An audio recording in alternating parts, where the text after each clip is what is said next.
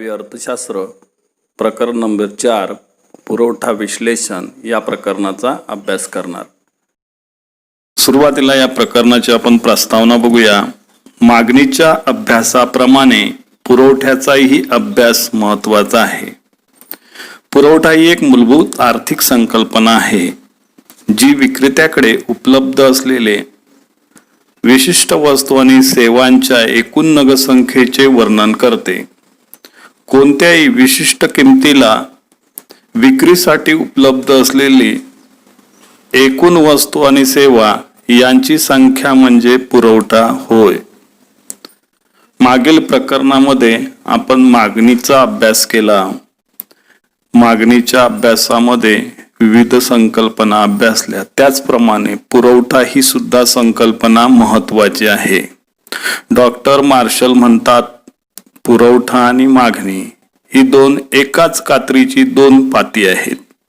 एवढं महत्त्व आहे। कात्रीला जसं कपडा कापताना दोन्ही पात्यांची गरज असते, त्याचप्रमाणे बाजारात मागणी आणि पुरवठा यांच्या संतुलनातून किंमत निश्चित होते। त्यामुळे पुरवठा ही संकल्पना मागणी इतकीच महत्त्वाची आहे, म्हणून तिला मूलभूत संकल्पना असे म्हटलेले आहे। आता पुरवठ्याचा नेमका अर्थ काय, तर जो विक्रेत्याकडे उपलब्ध असलेले विशिष्ट वस्तू आणि सेवांची एकूण नगदसंख्या म्हणजे पुरवठा होय, किंवा विशिष्ट किमतीला विक्रेता किती नगदसंख्या विकण्यास तयार आहे म्हणजे पुरवठा होय। थोडक्यात आपल्याला असं म्हणता येईल की विशिष्ट किमतीला विक्रीसाठी उपलब्ध असलेली एकूण वस्तू आणि सेवा यांची नगदसंख्या म्हणजे पुरवठा होय। अशा प्रकारे या पाठाची आपण प्रस्तावना थोडक्यात बघितलेली आहे। त्यानंतर आपण तीन संकल्पना इथे अभ्यासणार आहोत। एकूण उत्पादन, साठा आणि पुरवठा या तिन्ही संकल्पनांचा आज अभ्यास करणार। सुरुवातीला एकूण उत्पादन म्हणजे काय ते बघू। उत्पादन हे उत्पादन प्रक्रियेद्वारे केले जाते। विशिष्ट कालावधीत अर्थव्यवस्थेत उत्पादित केलेल्या वस्तूंच्या नगदसंख्येची एकूण बेरीज म्हणजे एकूण उत्पादन होय। उत्पादन हे उपभोगाचे माध्यम आहे। उत्पादन प्रक्रियेत आदानांचे रूपांतर प्रदानांमध्ये किंवा वस्तूच्या उत्पादनामध्ये होते। उत्पादन, एकूण उत्पादन, उत्पादन म्हणजे काय, एकूण उत्पादन म्हणजे काय आणि यासाठी त्याची व्याख्या काय आहे हे तुम्हाला थोडक्यात दिलेलं आहे। उत्पादन हे कशाद्वारे केलं जातं, उत्पादन प्रक्रिया असते आणि उत्पादन प्रक्रियेद्वारे काय केलं जातं, उत्पादन केलं जातं। विशिष्ट कालावधीत अर्थव्यवस्थेत उत्पादित केलेल्या वस्तू आणि सेवांची एकूण नगदसंख्या म्हणजे उत्पादन होय। उत्पादन हे काय, उपभोगाचे काय आहे, माध्यम आहे। इथे उत्पादनामध्ये आदानांचे म्हणजे कच्चा माल असेल, मनुष्य बळ असेल किंवा यंत्रसामग्री असेल, यांचा वापर करून उद्योजक अंतिम वस्तू आणि सेवा काय करतो, बाजारात विक्रीसाठी आणतो। त्यांना प्रदान अशी उपमा दिलेली आहे। आदान आणि प्रदान। आदान म्हणजे कच्चा माल वगैरे सगळं साहित्य लागतं ते, आणि अशी ही प्रक्रिया उद्योग संस्थेची चालते। आणि प्रदानांमध्ये वस्तू आणि सेवांची निर्मिती। यामध्ये काही सर्वच गोष्टी काय आहेत, महत्वाच्या आहेत। त्यानंतर आपण साठा या संकल्पनेकडे वळूया। विशिष्ट कालावधीत विक्रेत्याकडे विक्रीसाठी उपलब्ध असलेली एकूण नगदसंख्या म्हणजे साठा होय। साठा हा पुरवठ्याचा स्रोत आहे, तो संभाव्य पुरवठा आहे। उत्पादन वाढले की साठा वाढू शकतो। सामान्यतः साठा हा पुरवठ्यापेक्षा काय असतो, जास्त असतो। तो स्थिर असून अलवचिक असतो। नाशवंत वस्तूंच्या बाबतीत साठा आणि पुरवठा काय असतो, समान असतो। दूध, मासे यासारख्या वस्तू त्याची काय आहेत उदाहरणं आहेत. टिकाऊ वस्तूंचा साठा हा पुरवठ्यापेक्षा अधिक असू शकतो. उदाहरणार्थ फर्निचर, कपडे. साठा ही संकल्पना आपल्याला समजावून दिलेली आहे. विशिष्ट कालावधीत विक्रेत्याकडे विक्रीसाठी उपलब्ध असलेली एकूण नग संख्या म्हणजे साठा होय. साठा ही कशी संकल्पना आहे? साठा हा स्रोत आहे आणि तो संभाव्य पुरवठा आहे. यामध्ये उत्पादन वाढले की साठा काय होतो? वाढतो. सामान्यतः साठा हा काय असतो? पुरवठ्यापेक्षा नेहमीच काय असतो? जास्त असतो. नाशवंत वस्तूंच्या बाबतीत मात्र साठा आणि पुरवठा एकच असतो. कारण काय? नाशवंत वस्तू नाश पावणाऱ्या असतात. जेवढ्या वस्तू पाहिजे तेवढं त्याचं उत्पादन केलं जातं. उदाहरणार्थ दूध, मासे यासारखे उदाहरणं आपल्याला इथे देता येतील. टिकाऊ वस्तूंच्या बाबतीत मात्र काय करू शकतो? आपण उत्पादन करून ठेवू शकतो. त्यामुळे टिकाऊ वस्तूंच्या बाबतीत साठा हा नेहमीच पुरवठ्यापेक्षा काय असतो? अधिक असतो. उदाहरणार्थ फर्निचर, कपडे, विविध प्रकारच्या टिकाऊ वस्तू या आपल्याला याची उदाहरणं इथे देता येतील. त्यानंतर आपण तिसरी संकल्पना पाहणार ती म्हणजे पुरवठा. पुरवठा म्हणजे काय? प्रकरणाचं नावच दिलेलं आहे आपल्याला पुरवठा विश्लेषण. त्या मूळ मुद्द्याकडे आपण वळूया. पुरवठा ही सापेक्ष संकल्पना आहे. म्हणजे सापेक्ष संकल्पना मागणीसारखी सापेक्ष संकल्पना आहे. ती नेहमी किंमत, वेळ आणि नगसंख्यांचा संदर्भ स्पष्ट करते. म्हणजे इथे सापेक्ष संकल्पना आहे. किंमतीनुसार पुरवठा काय होतो? बदलतो. वेळेनुसार बदलतो आणि नगसंख्येनुसार पुरवठा हा नेहमी बदलतो. म्हणून तिला सापेक्ष संकल्पना असं म्हटलं आहे. पुरवठा हा शब्द काळ, किंमत यांच्याशी निगडित आहे. म्हणजे काळाशी पुरवठा निगडित असतो आणि किंमतीशी. किंमत वाढली तर पुरवठा काय होतो? वाढतो. आणि किंमत कमी झाली तर पुरवठा काय होतो? कमी होतो. काळ जसा असेल तसा पुरवठा वाढतो. दिलेल्या विशिष्ट काळामध्ये विशिष्ट किंमत असताना उत्पादकाकडून विक्रीसाठी पुरविल्या गेलेल्या नगसंख्या म्हणजे इथे काळ महत्वाचा आहे आणि किंमत महत्वाची आहे. आणि उत्पादकाने आपल्या उत्पादनापैकी किती भाग विक्रीसाठी तो तयार आहे म्हणजे पुरवठा. आता साठा ही स्थिर संकल्पना आहे किंवा स्रोत आहे, तर पुरवठा ही काय आहे? प्रवाही संकल्पना आहे.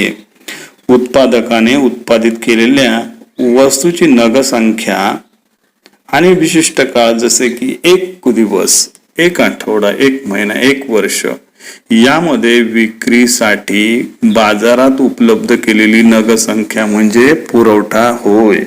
म्हणजे काळामध्ये बदल होत जातो. 1 दिवसाचा काळ असतो, आठवड्याचा, महिन्यांचा, वर्षांचा काळ असतो आणि या काळामध्ये वेगवेगळ्या किमती असताना पुरवठा किती उपलब्ध होतो हे आपल्याला इथे काय करायचंय? थोडक्यात सांगायचं आहे.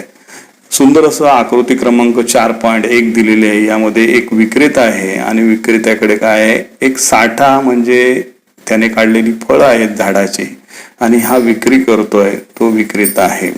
प्रयत्न करायला आपल्याला सांगितलं आहे साठा आणि पुरवठा यातील फरक. अतिशय महत्वाचा फरक अभ्यासाच्या दृष्टिकोनातून. साठा म्हणजे काय? साठा ही स्थिर संकल्पना आहे. पुरवठा ही प्रवाही संकल्पना आहे. साठा म्हणजे का? विशिष्ट कालावधीत विक्रेत्याकडे उपलब्ध असलेली एकूण नगसंख्या. तर पुरवठा आपण आत्ताच बघितलेला आहे. पुरवठा म्हणजे काय? तर उत्पादकाने विशिष्ट कालात विशिष्ट किमतीला उत्पादकाने विक्रीसाठी पुरवलेली नगसंख्या म्हणजे काय?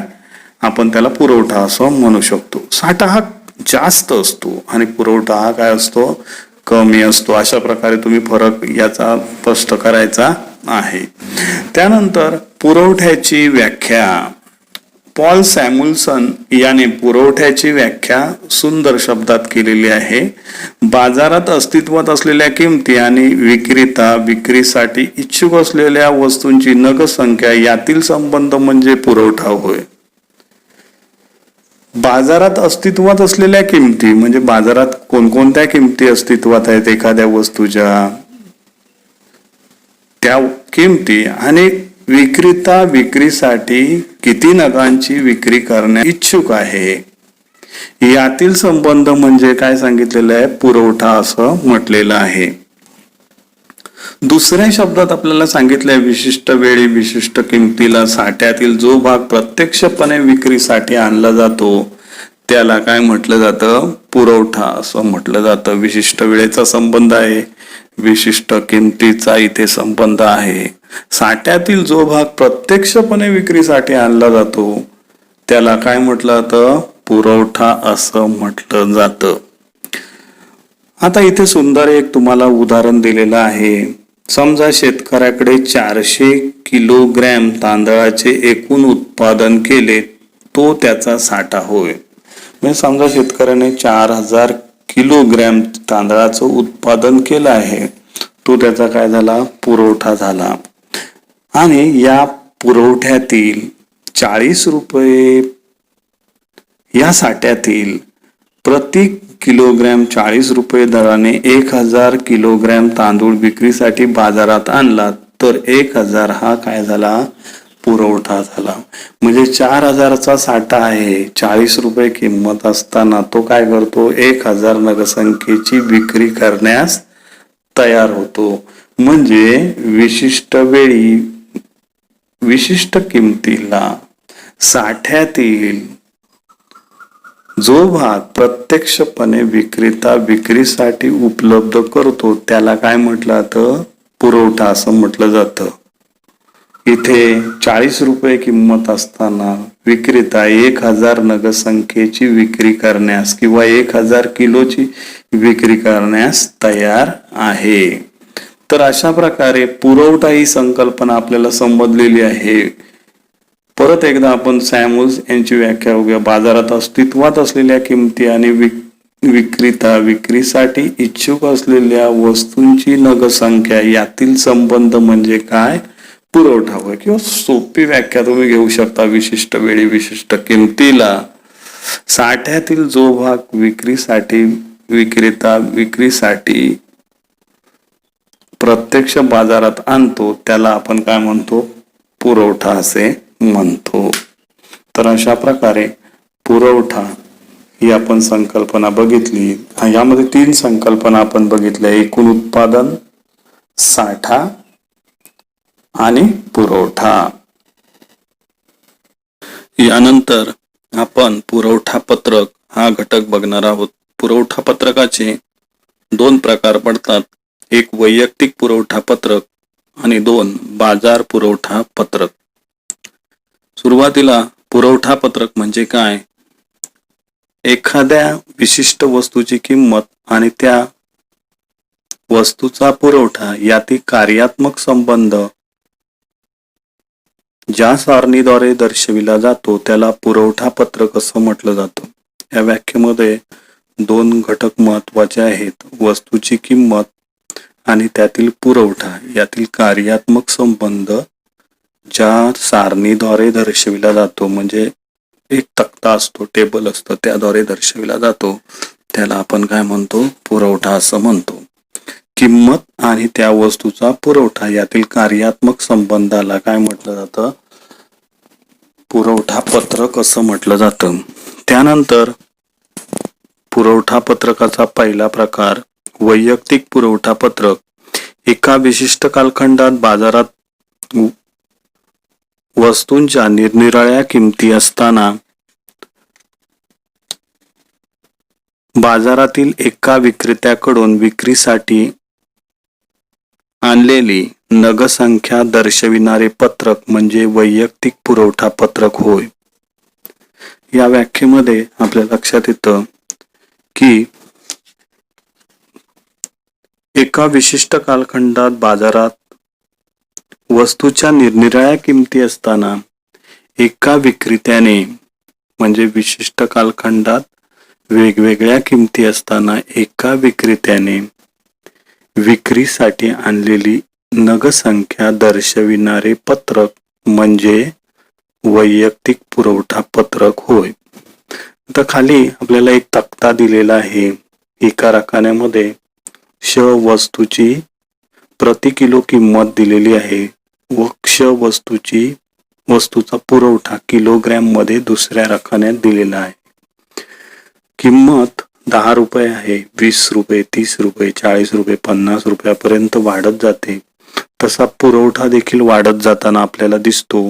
सुरुवातीला पुरवठा 100 रुपये असतो, 200, 300 असा 500 नगसंख्येपर्यंत होतो.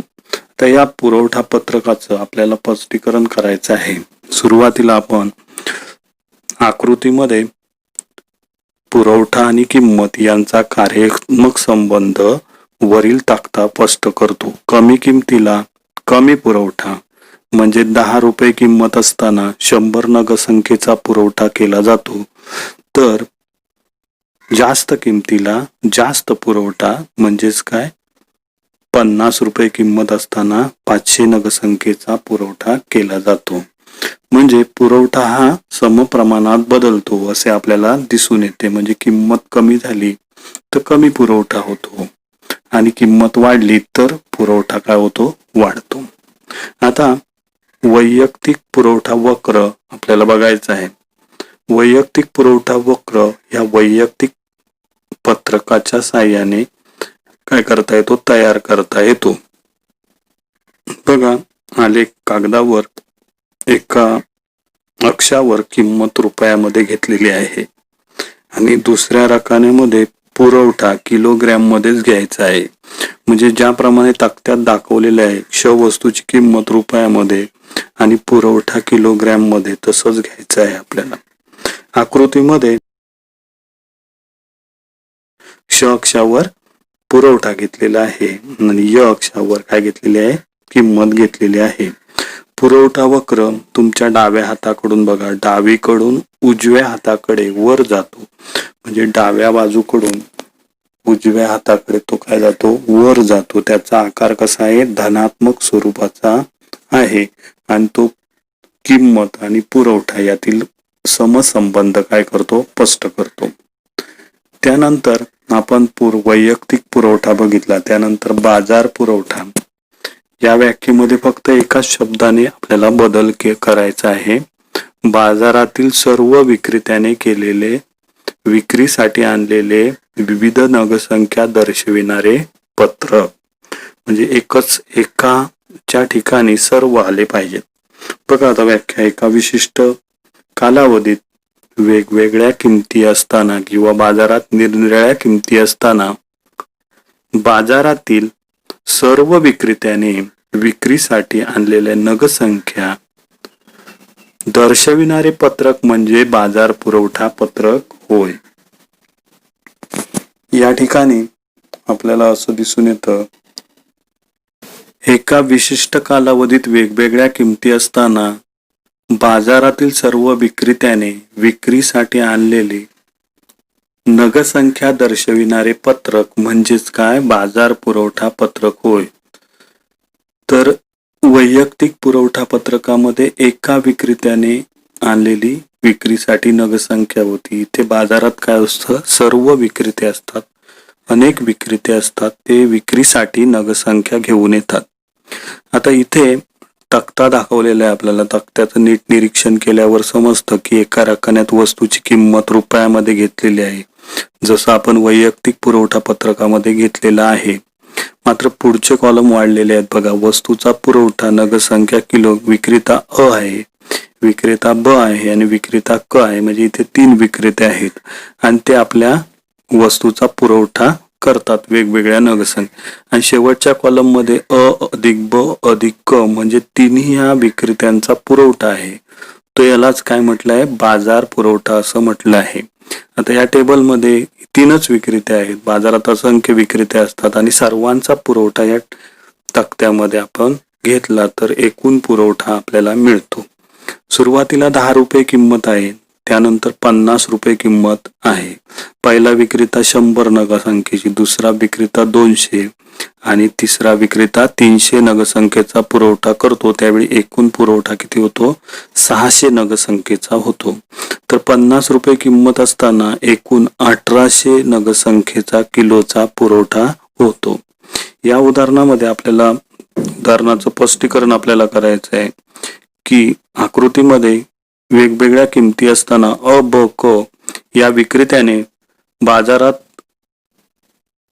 केलेल्या पुरवठ्याची बेरीज म्हणजेच एकूण बाजार पुरवठा होय. 50 रुपये किंमत असताना 1800 नगरसंख्येचा एवढा कमाल पुरवठा करतात, तर 10 रुपये किंमत असता बाजारातील सर्व विक्रेते 600 किलोग्रॅम एवढा पुरवठा करतात. नगरसंख्या किंवा किलोग्रॅम हा शब्द तुम्ही काय करू शकता, वापरू शकता. त्यानंतर बाजार पुरवठा वक्र आपल्याला आकृतीच्या साहाय्याने पुस्तकात दाखविलेला आहे आणि त्यानुसार तक्त्याचं स्पष्टीकरण केलेलं आहे. तसाच तक्ता आहे, जसा वैयक्तिक पुरवठा पत्रकामध्ये घेतला तसाच इथे काय आहे, आलेख काढलेला आहे. य अक्षावर काय घेतलेले आहे, किंमत रुपयामध्ये घेतली आहे आणि क्ष अक्षावर पुरवठा किलोग्रॅम मध्ये घेतलेला आहे. आता पुरवठा घेताना इथे कमीत कमी 300 नगरसंख्येपासून सुरुवात केलेली आहे आणि किंमत 10 रुपयापासून सुरुवात केलेली आहे. आता आकृतीचं नीट निरीक्षण केल्यावर असं दिसून येतं, प हा पुरवठा वक्र आहे, याला नाव दिलेलं आहे प हा पुरवठा वक्र आहे. तो काय करतो, तुमच्या डाव्या हाताकडून बघा, तो उजव्या हाताकडे वर जातो. म्हणजे तुम्ही लक्षात ठेवू शकता, डावीकडून उजवीकडे तो काय असतो, वर जाणारा असतो. आणि नगरसंख्या किंवा पुरवठा नगरसंख्या किंवा किलो आणि किंमत यांचा तो काय करतो, समसंबंध स्पष्ट करतो. तर अशा प्रकारे आपण बघितलं, बाजार पुरवठा पत्रक आणि वैयक्तिक पुरवठा पत्रक अशा दोन्ही संकल्पना आपण समजावून घेतल्या. पुढचा जो घटक आहे तो बघा, काल्पनिक पुरवठा पत्रक तयार करून पुरवठा वक्र काढा. हे तुमच्यासाठी आहे. तुम्ही एखादं काल्पनिक पुरवठा पत्रक तयार करायचं यावरून आणि काय करायचा, पुरवठा वक्र काढून बघायचं आहे. त्यानंतरचा जो पुढचा भाग आहे बघा, पुरवठा निर्धारणाचे घटक, हा भाग 2020-21 या शैक्षणिक वर्षाकरिता वगळण्यात आलेला आहे. त्यामुळे हा भाग आपण काय करणार नाही, पाहणार नाही. तर अशा प्रकारे आज आपण काय पाहिले, साठा संकल्पना पाहिली, त्यानंतर एकूण उत्पादन ही संकल्पना पाहिली, पुरवठा ही संकल्पना पाहिली, त्यानंतर पुरवठा पत्रक ही संकल्पना पाहिली आणि त्यामध्ये 2 भाग आपण पाहिले, ते म्हणजे वैयक्तिक पुरवठा पत्रक आणि बाजार पुरवठा पत्रक. तर अशा प्रकारे आपण या भागांचं विश्लेषण, प्रकरण नंबर 4 पुरवठा विश्लेषण यातील भाग 1 बघितलेला आहे. दुसऱ्या भागात आपण लवकरच भेटू. धन्यवाद.